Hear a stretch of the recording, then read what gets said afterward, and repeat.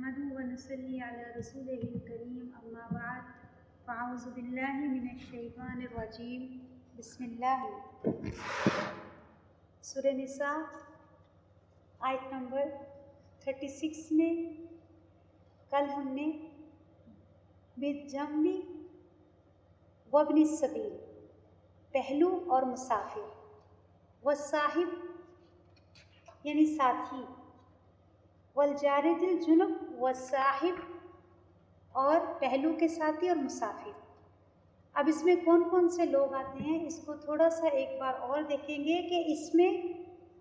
رشتہ دار پڑوسی اور وہ پڑوسی جو رشتہ دار بھی نہیں ہیں، چاہے ایک گھر میں دو فیملیز رہتے ہوں جیسے درانیاں جٹھانیاں یا کوئی بھی نند بھاوج اس طرح سے، تو وہ بھی پڑوسی بھی اور رشتہ داروں میں بھی آتے ہیں۔ تو وہ پڑوسی جو رشتہ دار ہیں اور وہ پڑوسی جو رشتہ دار نہیں بھی ہیں، اور وقتی پڑوسی جن کے ساتھ انسان سفر کرتا ہے اور جس سے کوئی دوستی یا رشتہ داری نہیں ہے، یہ تمام لوگ آتے ہیں۔ تو ان سب کے ساتھ اس آیت میں کیا حکم ہے کہ ان کے ساتھ اچھا سلوک کرو، اور چاہے یہ تمہارے رشتہ دار بھی نہیں ہیں لیکن اس کے باوجود بھی اسلام ہمیں سکھاتا ہے کہ ان لوگوں کے ساتھ اچھا سلوک کرو، اچھا بیہیو کرو، اچھا ان کے ساتھ اخلاق سے پیش آؤ، کیونکہ تمہارا احسان اور تمہاری بھلائی ان لوگوں کے ساتھ ہی نہیں ہونی چاہیے جن کو تم جانتے ہو یا جو تمہارے رشتہ دار ہیں، بلکہ ان لوگوں کے ساتھ بھی ہونی چاہیے کہ جن کو تم جانتے بھی نہیں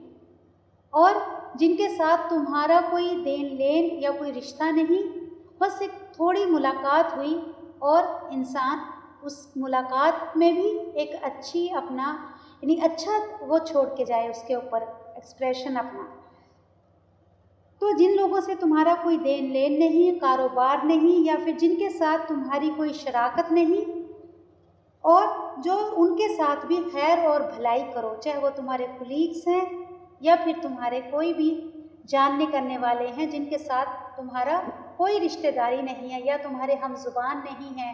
یا تمہارے ہم کاسٹ نہیں ہیں، تو ان کے ساتھ بھی اچھائی کا خیر اور بھلائی کا سلوک کرو۔ کیوں؟ یہ اس لیے کہ اللہ سبحانہ وتعالیٰ تمہیں اس کا حکم دیتے ہیں،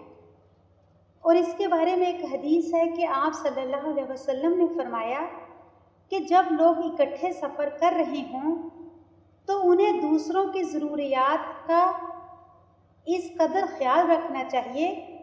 کہ جو بھی اپنے پاس ضرورت سے زیادہ چیز ہو وہ اس کو دے دینی چاہیے، چاہے وہ پڑوسی ہوں یا پھر وہ سفر کرتے وقت ایک دوسرے کی ضرورت کا خیال رکھنا چاہیے، کیونکہ آپ صلی اللہ علیہ وسلم نے فرمایا تین شخص ایسے ہیں کہ جن کو اللہ تعالیٰ دیکھیں گے بھی نہیں اور نہ انہیں پاک کریں گے۔ ان میں سے ایک وہ ہے کہ جس کے پاس پانی ہو اور وہ مسافر کو نہ دے کہ میرا کیا ہوگا، مجھے ضرورت پڑ گئی اور سامنے والا پیاسا ہے اور اس کو اس لیے نہ دے، تو وہ جس کے پاس پانی ہو اور وہ مسافر کو نہ دے۔ تو اس کے بارے میں بھی ہمیں اپنے اخلاق کو اچھا کرنا چاہیے، کیونکہ اکثر لوگ خیر اور بھلائی کے کاموں میں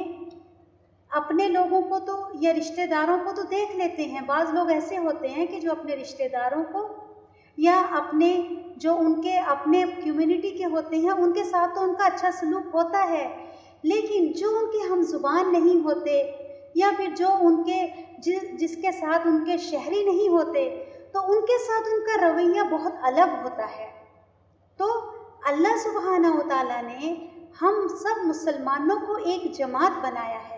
ہم سب مسلمان چاہے رنگ الگ ہوں، زبان الگ ہو، ہماری ذات پات یا شہر الگ ہوں، لیکن جہاں بھی مسلمان ہو، چاہے وہ اب رستے چلنے میں تو چاہے کوئی غیر مسلم ہی کیوں نہ ہو، تو سب کے ساتھ بھلائی اور خیر کرنے کا، اچھا بیہیو کرنے کا، ایک دوسرے کی ضروریات کا خیال رکھنا بہت ضروری ہے۔ کیوں؟ اسلام اسی سے پھیلا ہے۔ خالی خیر اور بھلائی اتنی حد تک نہیں ہونی چاہیے کہ صرف اپنے لوگوں کو ہی دیکھنا، اب اس کے علاوہ کسی کی ضرورت کو ایسے اگنور کر دینا کہ کیوں کہ آپ اس کو جانتے نہیں ہیں، یا آپ کا وہ آپ کے شہر کا نہیں یا آپ کی زبان کا نہیں، اس کو اللہ سبحانہ و تعالیٰ یہاں پر منع کر رہے ہیں۔ اگر دیکھا جائے تو اللہ سبحانہ و تعالیٰ کیا چاہتے ہیں ہم سے کہ اللہ سبحانہ و تعالیٰ کی جو زمین ہے اس میں تم اصلاح کا کام کرو، ہاں، اس کو تم خوبصورت بناؤ۔ اور اللہ سبحانہ و تعالیٰ کی کائنات خوبصورت کس طرح سے بنتی ہے؟ اللہ تعالیٰ نے تو خوبصورت بنائی ہے، لیکن لوگ اس میں بگاڑ پیدا کر دیتے ہیں، لڑائی جھگڑے کر کے، فساد کر کے۔ تو کائنات خوبصورت بنتی ہے ایک دوسرے کے ساتھ اچھا، یعنی انسانوں کے ساتھ اچھائی اور بھلائی کرنے سے کائنات خوبصورت بنتی ہے، ماحول معاشرے خوبصورت بنتے ہیں، اور وہ اللہ تعالیٰ نے جنت بھی خوبصورت بنائی ہے۔ اور اسی طرح سے اللہ سبحانہ و تعالیٰ بھی خود خوبصورت ہیں، اور اللہ تعالیٰ خوبصورتی کو پسند کرتے ہیں۔ تو وہ تمام لوگ حسین ہیں اور جنت میں جانے کے قابل ہیں جو اللہ کی اس زمین پر اللہ کے بندوں کے لیے کیا ہیں؟ بھلائی کا سبب ہیں، مدد کا سبب ہیں، ان کے ساتھ بھلائی کرنا، خیر کرنا، ان کے ساتھ اچھا سلوک کرنا۔ تو وہ لوگ بھی خوبصورت ہیں، تو لہٰذا جنت میں جانے کے قابل بھی وہی لوگ ہوں گے۔ کیوں؟ جنت خوبصورت ہے اور خوبصورتوں کے لیے ہے۔ اب جو فساد کرنے والے یا ایک دوسرے کے ساتھ بیر رکھنے والے، ایک دوسرے کے ساتھ زبان کے نام پر، رنگ کے نام پر، ذات کے نام پر ایک دوسرے سے بھاؤ بھید رکھنے والے، ایسے لوگ جنت میں نہیں جا سکتے۔ کیوں؟ کیونکہ وہ وہاں پر جا کر بھی کیا کریں گے؟ بدسکونی پیدا کریں گے، وہاں بھی لوگوں کے اندر یہی چیزیں فیڈ کر دیں گے، اور اسی طرح سے وہاں پر بھی لڑائی جھگڑے پیدا کر دیں گے، نفرتیں پیدا کر دیں گے۔ تو لہٰذا اپنی زندگی میں سے یہ چیزیں نکالنی ہے کہ کوئی بھاؤ بھید نہیں رکھنا، رنگ کے نام پر، ذات کے نام پر، یا صرف رشتہ داری کے نام پر ہی کسی کے ساتھ ملنا ہے، اور اس کے علاوہ اگر کوئی رشتہ دار نہیں تو لہٰذا اس کی کوئی تمہیں فکر نہیں، کوئی اس کی کیئر نہیں۔ تو یہ ساری چیزوں کو اللہ سبحانہ تعالیٰ یہاں پر ختم کر رہے ہیں کہ ان سب کا تم خیال رکھو، ان سب کے ساتھ بھلائی کرو۔ دیکھیے اللہ سبحانہ تعالیٰ کو اس زمین پر جو چیز سب سے زیادہ پسند ہے وہ ہے اللہ کے بندوں کی خیر خواہی کرنا۔ کیوں؟ اللہ سبحانہ تعالیٰ خود اپنے آپ کو اللہ تعالیٰ نے احد، اکیلا کر دیا، نہ آپ کی بیوی ہے، نہ بچے ہیں، نہ آپ کا کھانا ہے، نہ پینا ہے، نہ نیند ہے، نہ اونگ ہے۔ کیوں؟ اللہ سبحانہ تعالیٰ نے اپنے آپ کو اپنے بندوں کے لیے، ان کی ٹیک کیئر کے لیے اپنے آپ کو اکیلا رکھا ہے، تنہا رکھا ہے، اور اللہ سبحانہ تعالیٰ پوری اپنی اٹینشن، پورا اپنا دھیان اپنے بندے کے لیے خاص کر دیا ہے۔ اب ان کے بندوں میں سے بھی اللہ سبحانہ تعالیٰ یہی چاہتے ہیں کہ وہ بھی میرے بندوں کے ساتھ خیر اور بھلائی اور اچھا سلوک کریں۔ جس طرح سے ایک ماں چاہتی ہے کہ جو اس کے بچوں کے ساتھ اچھا سلوک کرتا ہے تو ہمیں وہ انسان اچھا لگتا ہے۔ اب کوئی انسان آپ سے تو محبت کرے لیکن آپ کے بچوں سے محبت نہ کرے، ان کو نفرت کی نظر سے دیکھے، تو کیا وہ انسان آپ کو اچھا لگے گا؟ کبھی اچھا نہیں لگ سکتا۔ اللہ سبحانہ تعالیٰ نے جس وقت رسول اللہ صلی اللہ علیہ وسلم کو معراج کے لیے بلایا تو آپ کی مہمان نوازی یا آپ کو اللہ نے عزت اکرام دیا، لیکن اس کے ساتھ ساتھ اللہ سبحانہ تعالیٰ نے کیوں آپ صلی اللہ علیہ وسلم کی جو امت ہے، یا آپ کے جو بچے تھے، یا آپ کا خاندان تھا، یا پوری امت ایک نبی کے لیے کیا ہے؟ ایک خاندان کے جیسی ہوتی ہے، اپنی اولاد کے جیسی ہوتی ہے۔ تو اللہ سبحانہ تعالیٰ کی یہ سنت دیکھیں کہ آپ کو تو آسمانوں پر بلا کر عزت اکرام دیا، لیکن آپ کے جو امت تھی یا آپ کے جو فالوورز تھے ان کو اللہ تعالیٰ نے جاتے وقت ان کے لیے گفٹ دیا۔ اس سے پتہ چلتا ہے کہ جب کوئی انسان اللہ کو تو چاہتا ہے لیکن اللہ کے بندوں سے نفرت رکھتا ہے، بیر رکھتا ہے، یا ان کو اچھا نہیں سمجھتا، تو پھر وہ انسان کو اللہ سبحانہ تعالیٰ کس طرح سے پسند کر سکیں گے، یا وہ انسان کو کس طرح اللہ تعالیٰ چاہیں گے۔ اور اگر کوئی انسان برا ہے بھی، اگر کوئی آپ سے برائی کر بھی رہا ہے، اگر انسانوں میں کمیاں ہوئیں بھی، تو وہ اس انسان کے اوپر چھوڑ دیں کہ اس کا حساب اللہ تعالیٰ اس سے لیں گے۔ ہم اس کے مالک نہیں ہیں، ہمیں صرف ہمارے مالک کا یہ آرڈر ہے کہ تم ان کے ساتھ اچھے بہیو کرو، اچھے بنے رہو۔ اگر یہ لوگ کوئی برائی کرتے ہیں یا پھر کوئی یہ ایسا کام کرتے ہیں تمہارے ساتھ تو پھر اللہ تعالیٰ اس کو یوم الحساب کے دن دیکھ لیں گے۔ لہٰذا اللہ سبحانہ تعالیٰ یہاں پر ہمیں یہی حکم دے رہے ہیں، اور آگے جو ہے وَمَا مَلَكَتْ أَيْمَانُكُمْ، اب جو تمہارے جانور ہیں جن سے تم فائدے اٹھاتے ہو، جن سے تم اپنے کام کاروبار کرتے ہو، یا جو تمہارے نوکر چاکر ہیں ان کے ساتھ بھی اچھا سلوک کرو۔ اب اس میں بھی ہم دیکھیں گے کہ آپ صلی اللہ علیہ وسلم کی کچھ حدیث ہیں، اس کے بارے میں آپ صلی اللہ علیہ وسلم نے فرمایا کہ تمہارے جو خادم ہیں وہ تمہارے بھائی ہیں، اور جس کے بھائی کو اللہ نے تمہارے ماتحت کر دیا، یعنی وہ تمہارے انڈر پریشر ہے، تمہارے نیچے ہے، تمہارے ماتحت کر دیا، تو اسے چاہیے کہ اسے وہی کھلائے جو خود کھائے، یعنی اپنے نوکر کو، اپنے غلام کو یا اپنے جانوروں کو، ان کی بھی ٹیک کیئر کرو، جو تم کھاتے ہو ان کو بھی وہی کھلاؤ، اور وہ پہنائے جو خود پہنتے ہو، اور ایسا کام کرنے کو نہ کہو جو اسے بھاری ہو، نہیں تو اس کے ساتھ مل جاؤ، یعنی خود تو کر نہیں سکتے ہاں، اور اس کو اکیلے کو بیچارے کو لگا دیتے ہو، جاؤ جا کے چھتیں جھاڑ کے آؤ، چھتیں دھو کے آؤ، اتنی کنک کو صاف کرو۔ اب اگر خود سوچیں کہ جب آپ یہ کام نہیں کر سکتے تو آپ کسی سے کیوں کام لیتے ہیں؟ یہ مجھے سمجھ نہیں آتا کہ جب تم اپنے گھر کی صاف صفائی، اپنے کام خود نہیں کر سکتے تو دوسرے کے اوپر اس کو گدھا سمجھتے ہو یا جانور سمجھتے ہو، وہ بھی انسان ہے نا۔ اللہ نے تمہیں ایک ماتحت دیا ہے، تمہیں ایک رائٹ ہینڈ دیا ہے، تو اس کا مطلب یہ نہیں کہ تم اس سے ایسے بوجھ اٹھواؤ جو تم خود نہیں اٹھا سکتے۔ ہاں یہ ضرور ہے کہ اللہ نے جب تمہیں دیا ہے اس کا حکم کہ تم اپنے خادم ان سے کام لے سکتے ہو، لیکن کم از کم ایسا نہ کرو کہ وہ کام جو تم خود نہ کر سکو اس کو کرواؤ، ہاں، یا پھر کم از کم اس کی مدد کرو، اس کے ساتھ لگ جاؤ، ڈھیر کپڑے دے کر اور خود مہارانیاں بن کے مت بیٹھو، ہاں، خود بیڈوں پہ بیٹھ کے وہ جھاڑو بھی لگائے، پوچھا بھی لگائے، نہیں، ساتھ اٹھو، ان کی مدد کرو، کچھ تم کرو کچھ وہ کرے، اس طرح سے آپ کیا ہیں اس کے مددگار ہو گئے اور وہ آپ کا مددگار ہو گیا۔ تو اس طرح سے ان کو ایسا کام نہ لو، اگر لینا ہی ہے تو پھر اس کے ساتھ خود بھی لگو تاکہ اس کی مدد ہو، یعنی اس کو نوکر کو غلام مت سمجھو، اپنے جیسا انسان سمجھو۔ یعنی اسلام جو ہے کتنی انسانیت سکھاتا ہے، اور جبکہ انسان اس سے پہلے، اسلام سے پہلے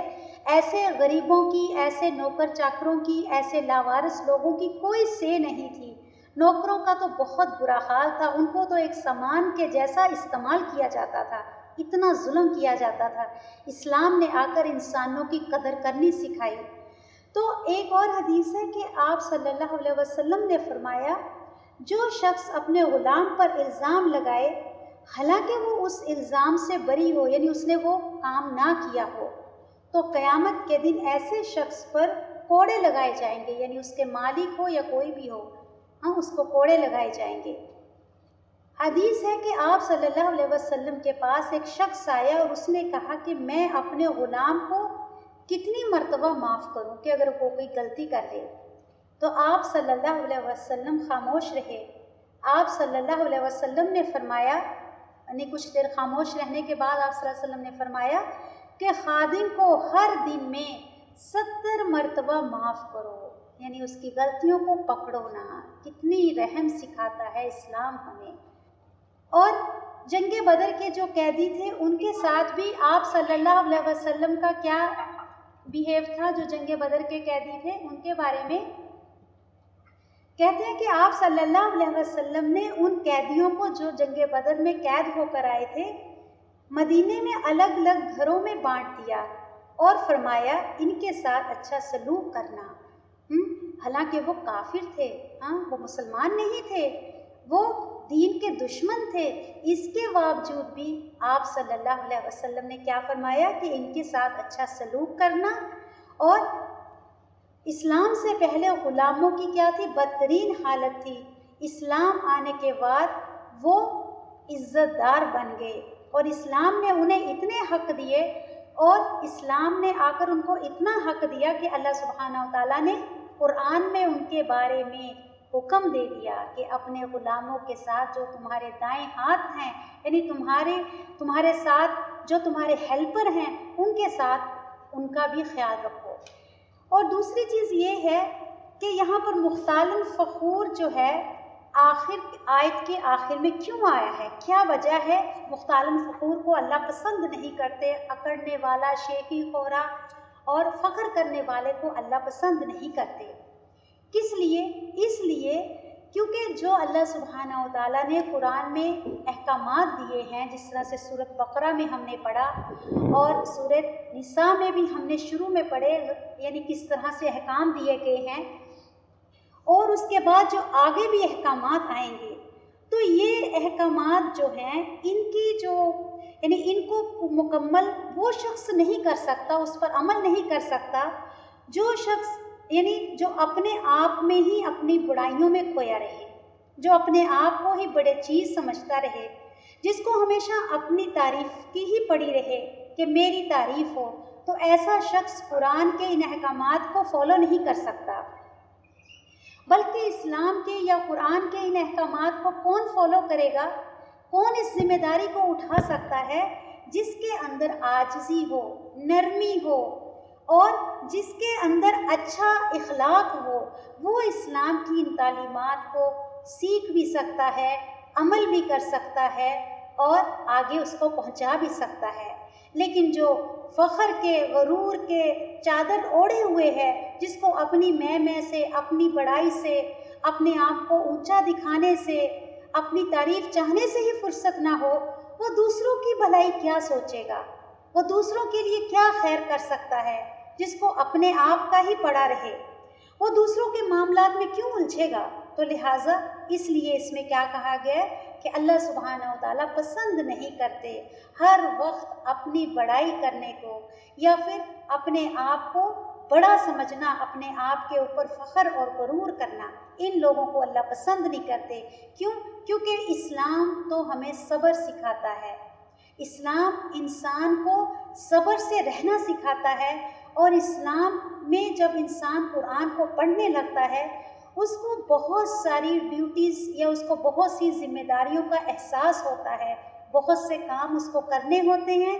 اور بہت سے کاموں کو اس نے چھوڑنا ہوتا ہے۔ تو یہ وہ شخص نہیں کر سکتا ہے کہ جو اپنی میں کا شکار ہو۔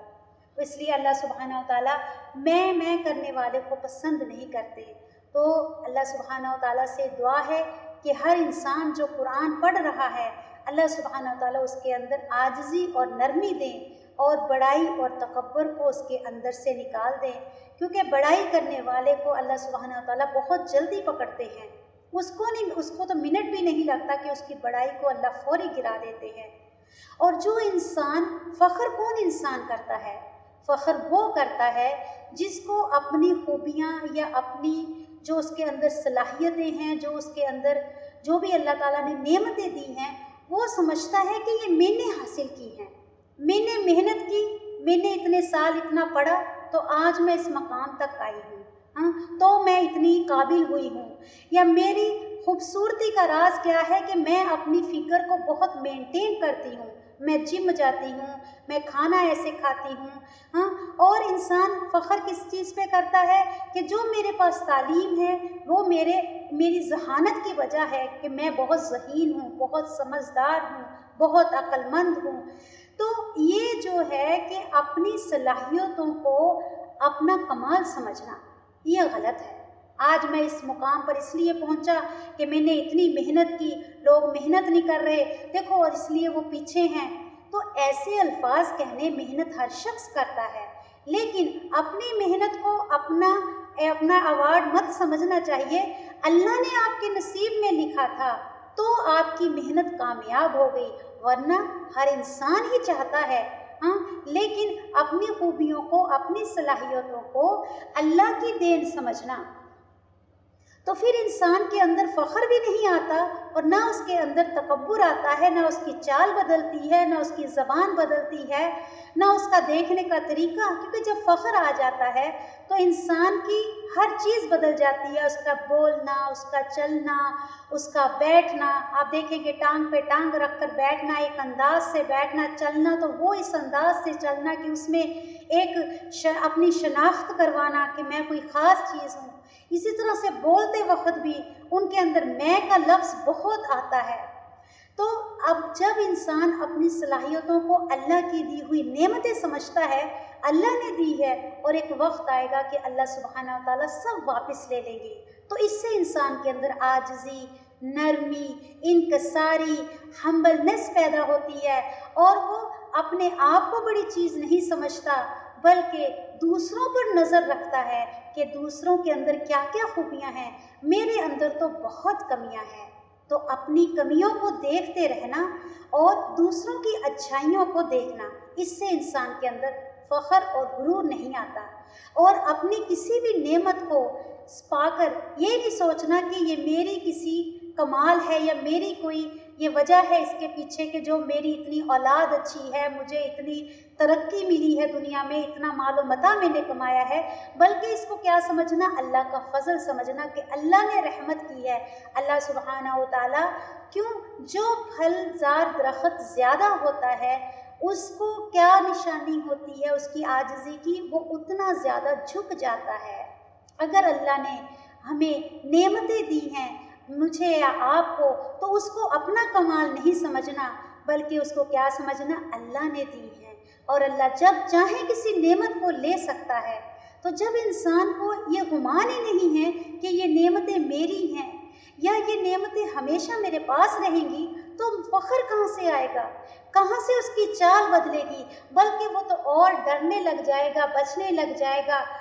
توبہ استغفار کرنے لگ جائے گا، اللہ کے آگے جھکنے لگ جائے گا ان نعمتوں کو پا کر.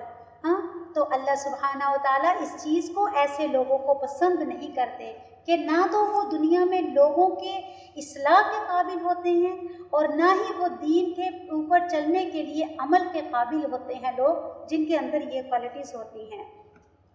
آگے اللہ سبحانہ تعالیٰ آیت نمبر 37 میں فرما رہے ہیں کہ کن لوگوں کو اللہ پسند نہیں کرتے،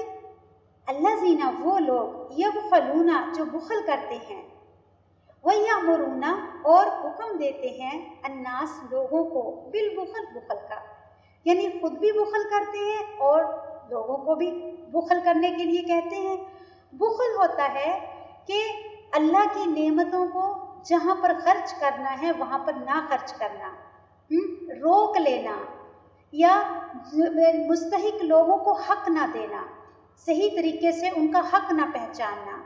تو یہ ہے کنجوسی، بھی اسی کو کہتے ہیں، کنجوس بھی اسی میں آتا ہے کہ نعمت ہے لیکن نعمت کا استعمال نہیں کرنا کہ ختم ہو جائے گی یا دوسروں کو فائدہ نہ پہنچانا.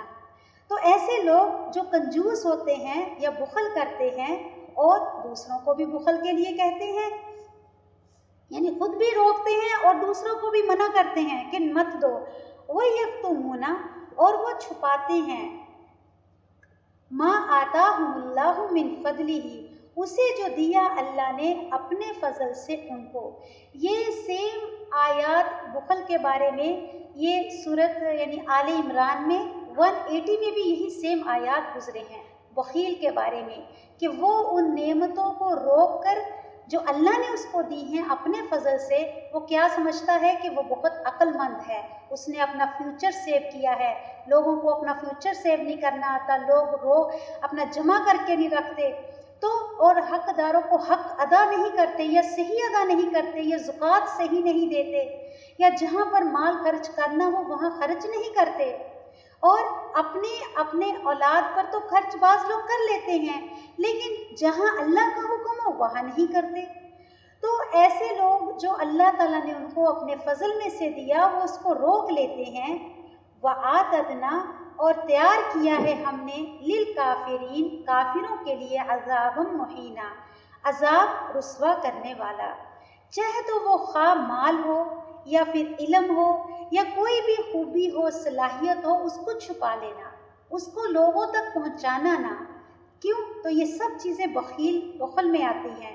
تو علم کا بانٹنا، مال کا بانٹنا، جب کہ ہمارے آس پاس مستحق لوگ ہوں، تو یہ کیا ہے؟ اللہ سبحانہ و تعالیٰ کا حکم ہے، اور اس کو کرنے کا اللہ حکم دیتے ہیں، اور اس کی بنسبت روک لینا۔ کیونکہ یہود اور نصارہ کے بارے میں جو آیت نمبر 180 میں یہ آیت نازل ہوئی تھی، تو وہ یہود کے اوپر نازل ہوئی تھی کہ وہ اسلام کے یعنی جو اسلام کے لیے لوگ صحابہ اکرام خرچ کرتے تھے دین کے پھیلانے کے لیے، تو وہ اس کو کیا سمجھتے تھے؟ بے وقوف، کہ یہ اپنے لیے کچھ رکھتے نہیں، سب اللہ کے بندوں پر خرچ کر دیتے ہیں۔ تو اللہ سبحانہ و تعالیٰ نے وہاں ان کو تنبیہ کی کہ تم جو لوگ بخل کرتے ہیں اور اللہ کے فضل کو روک لیتے ہیں، وہ اپنے آپ کو عقل مند سمجھتے ہیں، بلکہ وہ عقل مند نہیں ہیں۔ اللہ کی نعمتوں کو روک لینا۔ والذین، اور وہ لوگ ینفقون، جو خرچ کرتے ہیں۔ اب یہ پھر آگے بھی اللہ سبحانہ تعالیٰ فرما رہے ہیں اموالہم، کچھ لوگوں کی کیٹیگریز کے بارے میں، کہ جو اپنے مالوں کو خرچ کرتے ہیں ریا الناس، دکھاوے کے لیے۔ اب ریاکار لوگوں کے بارے میں بتایا جا رہا ہے کہ جو ریاکاری کے خرچ تو کرتے ہیں، لیکن کہاں خرچ کرتے ہیں؟ جہاں ان کا نام ہو، جہاں ان کو کچھ حاصل ہو، یا جہاں سے ان کو کوئی عزت یا مرتبہ ملے۔ بخل کیا ہے؟ روک لینا۔ اب ریا کیا ہے؟ دکھاوے کی جگہ پر خرچ کرنا۔ تو وہ لوگ جو لوگوں کو دکھانے کے لیے خرچ کرتے ہیں، ولا، اور نہیں، یؤمنون، وہ ایمان رکھتے، باللہ، اللہ پر، ولا، اور نہ، بالیوم الآخر، آخرت کے دن پر۔ یہاں پر ریاکار کو کیا کہا گیا ہے؟ کہ مال خرچ نہ کرنا اللہ کے راستے میں یا اللہ کے لیے، بلکہ دکھاوے کی جگہ خرچ کرنا، ہاں، چاہے وہ صدقہ ہے، چیریٹی ہے، یا آپ کسی کی مدد کر رہے ہیں، لیکن کہاں خرچ کرنا؟ جہاں پر آپ کا کام کرنے سے بہت سے لوگوں کو پتہ چلے کہ آپ اتنا دین میں خرچ کر رہے ہیں، اتنی لوگوں کی مدد کر رہے ہیں، جس کے بعض وقت ان کو انعامات بھی دیے جاتے ہیں، یا پھر بعض وقت ان کے فوٹوز بھی نیوز پیپر میں آتے ہیں۔ تو یہ کیا ہے؟ دکھاوا یا ریاکاری، ایسی جگہ پر خرچ کرنا جہاں ان کا نام ہو۔ تو ایسے لوگوں کا ایمان ہی نہیں ہے، یعنی ان کو بے ایمان کہا گیا ہے، اور اللہ پر بھی ایمان نہیں، اور آخرت کے دن پر بھی ایمان نہیں۔ اس لیے تو جہاں پر ان کا نام نہ ہو، جہاں پر ان کو فیم نہ ملے، تو وہاں پر ایسے لوگ خرچ کرنے کو کوئی توجہ نہیں دیتے۔ کیونکہ اکثر آپ نے لوگ دیکھے ہوں گے کہ ایسی جگہوں پر جیسے شادیاں ہیں، یا پھر ایسے جگہ چیریٹی کرنا جہاں پر آپ نیوز میں آئیں گے، جہاں پر آپ کا نام ہوگا، بہت محنت کرتے ہیں، آگے بڑھ چڑھ کے اس کی مدد کرتے ہیں، ان کے لیے محنت کوشش کرتے ہیں۔ لیکن اگر آپ ان لوگوں سے کہیں کسی ایسے شخص کے لیے کہ جس کے پیچھے کوئی نام نہیں ہوگا، یا جس کے پیچھے کوئی ان کی اپنی جان پہچان نہیں ہوتی ہے، تو ایسی جگہ پر وہ کبھی دھیان بھی نہیں دیتے۔ کیوں؟ اگر کوئی شخص واقعی اللہ کے بندوں کے لیے اتنی بھاگ دوڑ کرنے والا ہے، اللہ کے بندوں کو اتنا اپنا پروٹیکٹ کرنے والا ہے، اللہ کے راستے میں خرچ کرنے والا ہے، تو پھر وہ کبھی نہیں یہ سوچتا، وہ تو اللہ کے بندوں کی بھلائی اور جان بچانے کا سوچتا ہے، چاہے وہ کوئی شخص بھی ہو۔ وہ تو ایک جانور پر بھی ظلم نہیں ہونے دے سکتا۔ کہاں یہ کہ کوئی انسان اس کے سامنے مر رہا ہے، یا اس کے پتہ ہے کہ وہ انسان کی ایسی حالت ہے، لیکن اس کو انسان اگنور کر دیتا ہے، بلکہ ایسی جگہ اس کی اٹینشن یا توجہ زیادہ ہے جہاں پر بہت سے لوگوں کا مجمع مل کے کر رہا ہے۔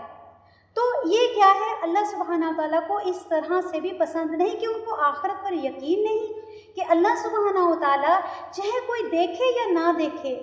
لیکن اللہ تعالیٰ ہر انسان کو اس کے بھلائی کا بدلہ آخرت میں دیں گے۔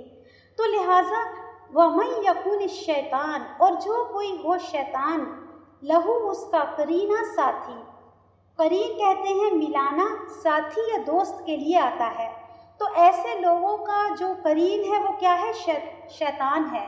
کہ ریاکار لوگوں کا ساتھی جو ہے شیطان ہوتا ہے، وہ ایسی ایسی باتیں، ایسے ایسے پلان دل میں ڈالتا ہے کہ جس سے ریا یا دکھاوے والے کاموں میں خرچ کرنے کے لیے کہتا ہے، اور جہاں پر دکھاوا نہیں، ریا نہیں، جہاں پر کوئی ان کے فائدے نہیں، تو وہاں سے وہ کیا ہے؟ ان کے دماغ کو ہٹا دیتا ہے۔ تو ایسے لوگوں کا ساتھی شیطان ہوتا ہے۔ فساء قرینا، تو کتنا برا ساتھی ہے وہ، کہ اس کو کتنا برا ساتھی ہے۔ اب وہ تو کس کی حکم دے گا، وہ تو ہمارے ہر نیکی کو شیطان تو برباد کرنا چاہتا ہے، انسان کے ہر اعمال کو برباد کرنا چاہتا ہے، کسی کو، دینداروں کو بھی اور چاہے جو دین میں نہیں ان کو بھی، کہ انسان کے اندر جب بھی کہیں ایسی جگہ خرچ کرنے کا خیال آئے کہ جہاں سے نمائش ہوگی تو ہمیشہ اس سے اوائڈ ہی کرنا چاہیے، بلکہ انڈیویجول ایسی جگہوں پر خرچ کرنا چاہیے کہ جہاں پر دیکھ کر انسان کو کسی کو بھی پتہ نہ چلے، دوسرے ہاتھ کو بھی خبر نہ ہو، تو یہ زیادہ اس کی بنسبت بہتر ہے۔ کیوں؟ میں بھی انسان کے دل میں شیطان کہیں نہ کہیں سے تو یہ ڈال ہی دیتا ہے کہ تم تو بہت سخی ہو، تم تو اتنا دین کا کام کرتے ہو، لوگوں کی اتنی مدد کرتے ہو، دیکھو کیسے کیسے لوگوں کی جانیں بچاتے ہو، اور یہی وجہ ہے کہ اللہ تمہیں اتنا مال دیتے جا رہا ہے، تمہیں اتنا پروفٹ مل رہا ہے۔ دیکھیے دنیا میں اگر کسی انسان کو مال میں زیادتی ہوتی ہے تو یہ اس کے خوش قسمت ہونے کی نشانی نہیں، اگر کسی کی اولاد میں زیادتی ہوتی ہے تو یہ اس کے خوش قسمت ہونے کی نشانی نہیں ہے، بلکہ خوش قسمت ہونے کی نشانی یہ ہے کہ کسی کو علم میں ترقی ملے، کسی کی ہدایت میں اضافہ ہو، کسی کے عمل بدل جائیں، اور کسی کو اللہ سبحانہ و تعالیٰ ہدایت دے دیں اور وہ دوسروں کو ہدایت دینے والا بن جائے، تو یہ خوش قسمتی کی نشانیاں ہیں۔ اور ریاکاری کس طرح سے آتی ہے؟ ریاکاری آتی ہے انسان کے ایمان کی کمزوری کی وجہ سے، کہ جب انسان کا ایمان کمزور ہوتا ہے تو اس کے اندر ریاکاری آ جاتی ہے، اور پھر وہ کیا کرتا ہے، مال کو وہاں خرچ نہیں کرتا جہاں پر خرچ کرنا چاہیے، بلکہ وہ ایسی جگہوں پر خرچ کرتا ہے جہاں پر بہت سے لوگوں میں اس کو نام یا اس کو عزت ملے، اور یہ سارا کچھ اس لیے ہوتا ہے کہ وہ شیطان اس کا ساتھی ہوتا ہے، شیطان اس کے دل میں ایسے ایسے خیالات ڈالتا ہے۔ سبحانک اللہم و بحمدک نشہد ان لا الہ الا انت نستغفرک و نتوب الیک، اللہم صلی وسلم علی نبینا محمد۔ السلام علیکم ورحمۃ اللہ وبرکاتہ۔